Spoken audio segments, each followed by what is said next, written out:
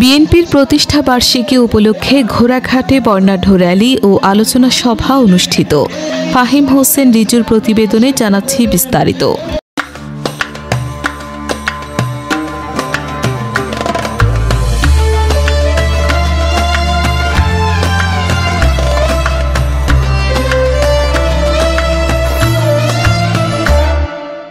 বাংলাদেশ জাতীয়তাবাদী দল বিএনপির ৪৭তম প্রতিষ্ঠা বার্ষিকী উপলক্ষে দিনাজপুরের ঘোড়াঘাটে বর্ণাঢ্য র্যালি ও আলোচনা সভা অনুষ্ঠিত হয়েছে।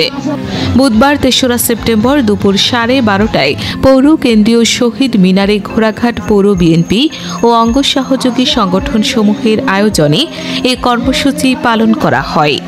এতে ঘোড়াঘাট পৌর বিএনপির সভাপতি আব্দুস সাত্তার মিলনের সভাপতিত্বে ও ভারপ্রাপ্ত সাধারণ সম্পাদক মুক্তার হোসেনের সঞ্চালনায় প্রধান অতিথি হিসেবে বক্তব্য রাখেন বিএনপির স্থায়ী কমিটির সদস্য ও দলের অন্যতম শীর্ষ নেতা অধ্যাপক ডক্টর AZM জাহিদ হোসেন।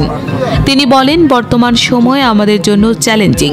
আমাদের গণতন্ত্র, ভোটাধিকার এবং মানুষের অধিকার ফিরিয়ে আনার লড়াইয়ে সবাইকে ঐক্যবদ্ধ হতে হবে।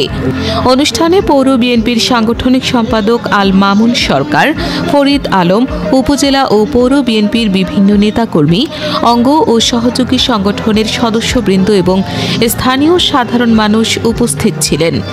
শেষে বিপুল উৎসাহ, উদ্দীপনা ও হাজার হাজার মানুষের জনসমাগমের মধ্য দিয়ে এক বর্ণাঢ্য র্যালি বের হয়ে পৌর এলাকার বিভিন্ন সড়ক প্রদক্ষিণ করে।